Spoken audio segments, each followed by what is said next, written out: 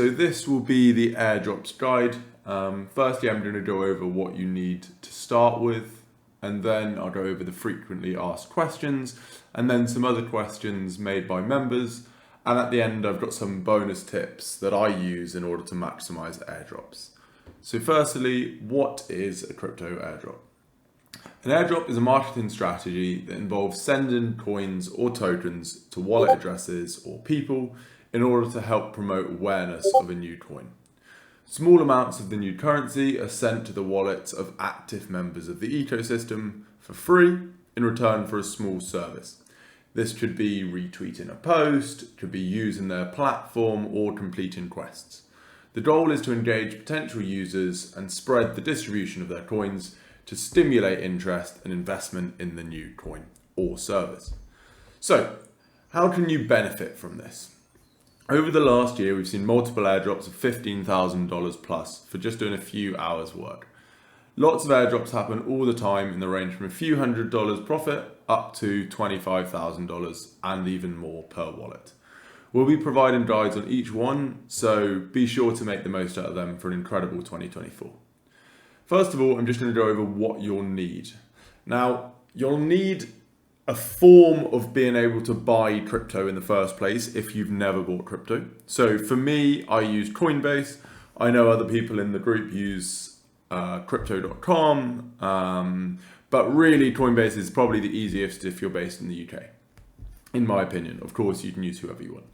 You'll then need a few different wallets. So these are online wallets which will be able to hold various different cryptos.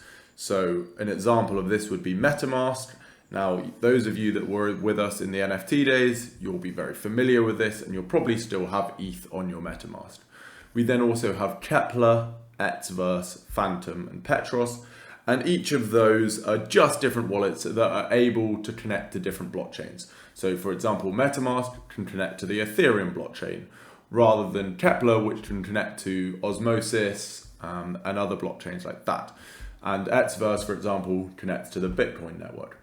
So in the guide that I post after this voice recording, I will have links to all of those wallets, so you'll be able to get them all set up. But for each new wallet, you will get a new secret phrase, and it's very, very important to never share this with anyone. So this will be between 12 and 24 words that are just randomly generated, and that effectively is your login, email, and password all in one. If you ever lose that, you will lose your wallet forever, and you will lose every single penny on your wallet. So keep that somewhere really, really, really safe. Don't just put it in a Discord message. Don't just save it as a notes file on your phone. You know, if anyone gets that, they can get access to everything. So please be really careful. Then you'll also need a Twitter and a Discord account. If you're looking to do multiple wallets per drop, then I suggest you get multiple Twitters and multiple Discords and multiple wallets. However, when starting out, just focus on one, because it's already complicated enough before you add in a second, a third, a fourth wallet, etc. So here's the questions I've been asked by members. And first one is, when you post an airdrop, what do we have to do? So this is different for each airdrop, but for example, on the Aptos airdrop, we have 5 wallets you can choose from. Personally, I choose Petra just because I've used it before and it's easy, but you can use any of the 5 wallets here. Then you're going to need to bridge your money to the Aptos blockchain. So you definitely want to use this first bridge called the Aptos bridge, because almost definitely that will be a criteria. If you want to, you can then use other bridges too, and it will help your standings and overall ranking. However, it's essential that you use the main bridge for each different airdrop. What that is it enables you to transfer money from one blockchain to another. So let's say you had your money in MetaMask on the Ethereum blockchain. You can use this bridge, and what that will do is send your ETH on Ethereum to either a new cryptocurrency on the Aptos network, or it could even swap it. It's still in Ethereum, but now holding on the Aptos blockchain. We then go on to DEXs. So what this means is an exchange. Some of these I'm sure you all have heard of before, like SushiSwap and PancakeSwap.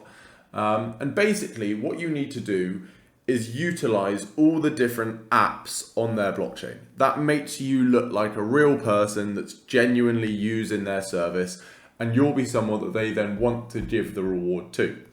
If they think you're just a bot because you've just used one thing and spammed it 100 times, they won't allocate you any of the airdrop.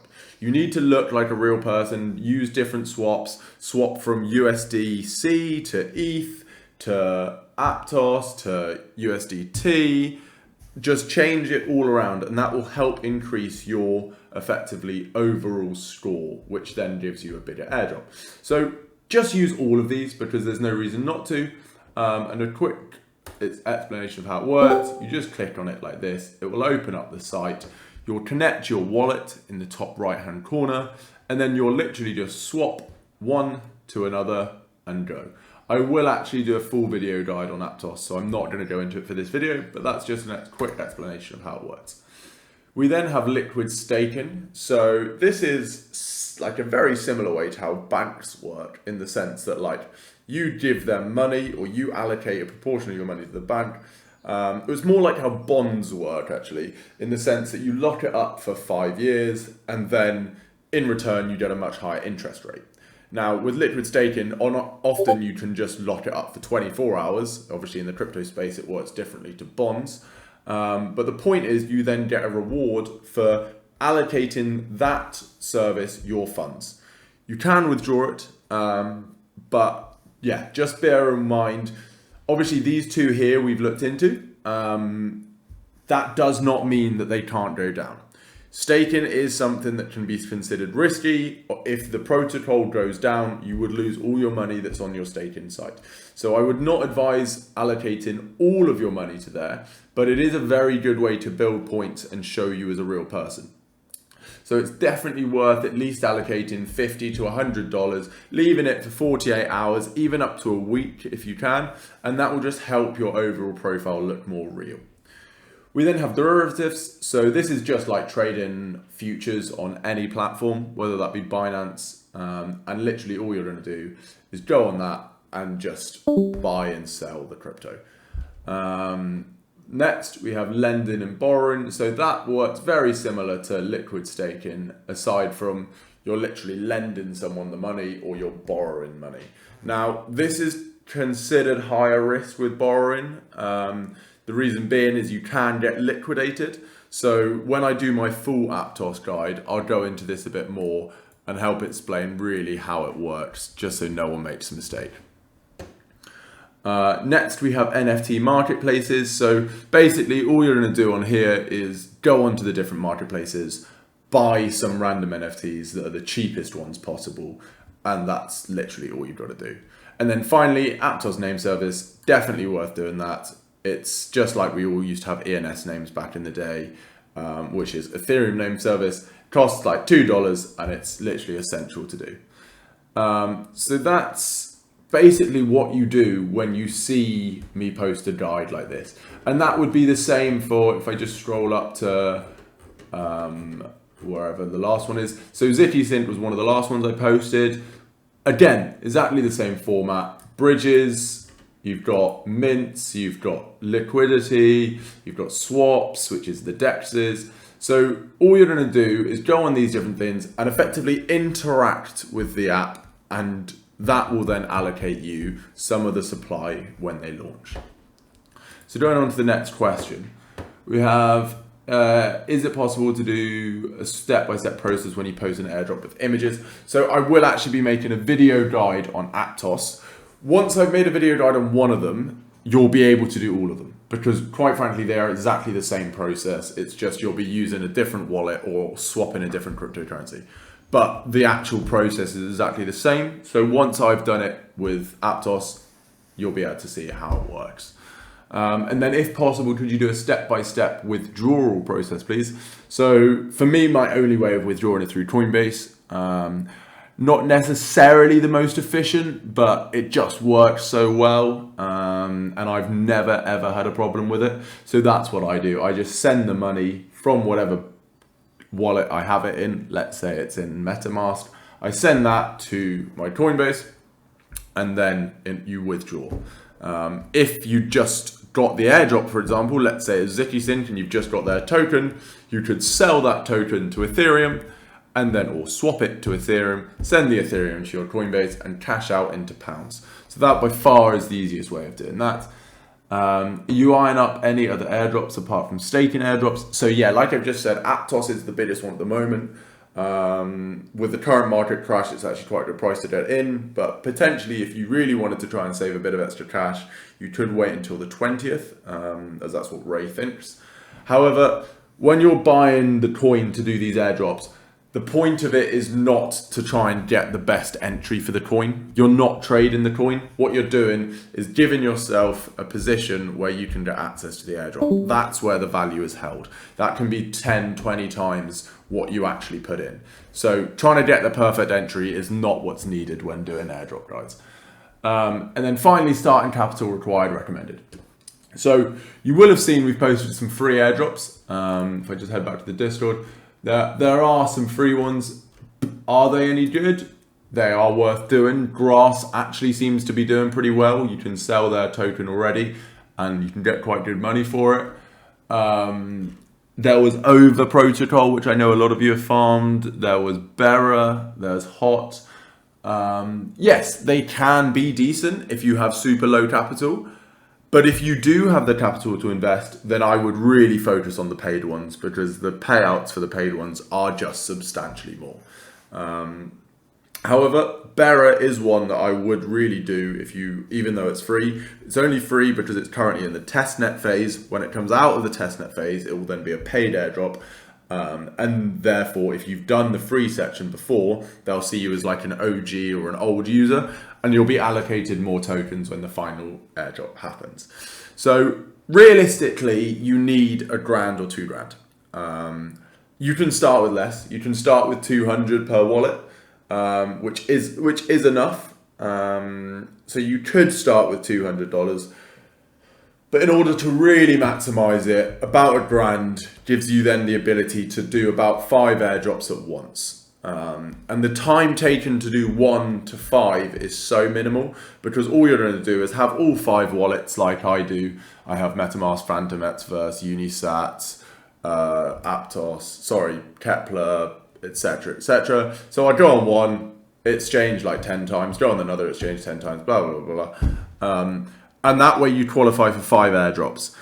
Obviously, there is no guarantee a blockchain or a service will do an airdrop. Therefore, spreading yourself across 5 gives you a much better position. Obviously, some of them you have a better chance of an airdrop, but there is never a guarantee, so do bear that in mind. Also, when I'm talking about that money, you're not losing the $200 you apply to each one.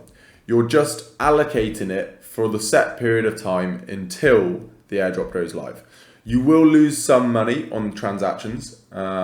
Let's say out of that 200, you may lose $50 to $100 on transaction fees, but that should allocate you 5 to 10,000 worth of the airdrop. Obviously, each one is different, but that's a previous example of Arbitrum. If we take the Tensor airdrop the other day, for example, I got $3,500 for free in the other day. That was across 5 wallets because I just found a 5th wallet. And that cost me about $10 to $15 per wallet. So that's the sort of margins that you can make when you get it right. So next, I'm just going to go over to the frequently asked questions. So how long does it take until I can earn money back? Obviously, this just vary. Some will be as soon as a week. Others will take 6 to 12 months. Realistically, most of the ones we do will probably take around 6 months. In this guide it says 2 to 3, I put that before, but quite frankly it is actually going to take about 6 on average, and some can be longer. It is a longer game, so it's not the like quick flips that we are used to, but it is really, really worth it. And actually, because it's a longer game, often it gets paid out way more, and less people do it than just like day-to-day flipping because the returns aren't instant. Sort of like if any of you have done ticket reselling, you don't just get the money like you did with shoes straight away. You have to wait until the actual event happens, and then Viagogo pay you out. So what can I expect to make doing this? Every airdrop is different. Some will take 5 minutes and could make you $200 to $300. Other will take 15 minutes a day for a few months, but could pay out $15,000. So the time and money to reward, the ratio is huge. It is so worth doing, but it can get quite boring. So, me and Hambo were talking earlier. When you've been farming it and you've been making transactions every single day for 6 months, it is dull. And quite frankly, there'll be some weeks where you don't do it. And that doesn't matter. That's just what will happen. But it really, really is worth it. And if you can be diligent with it and set yourself a timer, maybe every 3 days at 8 a.m. in the morning or whatever, wake up, do it for 15 minutes, it's done. 3 days time, do it for 15 minutes, done. It doesn't take long. Can I farm multiple wallets? So yeah, of course you can. Naturally, you'll need funds in each different wallet. And it can get quite messy because there's something called Sybil detection, which basically is their way of trying to stop people doing this. There's ways to get around it, which I will go over in my secret tips. But if you've not done airdrop farming before, don't go for 5 wallets on one airdrop. Go for 1 wallet on 5 airdrops, as it just is so much easier. And then if I have, let's say, 10 to 20k, 5k, whatever, but a higher amount of money, does that allow you to qualify for more airdrops? And the answer is yes. So then you can start going for multiple wallets per airdrop. You can start staking more, which will get you more points. So for example, with the recent parcel airdrop, that was basically based off staking. So I staked about $800 in total. And my allocation at the moment is worth about $1,200. So I get that full $800 back and a free $1,200.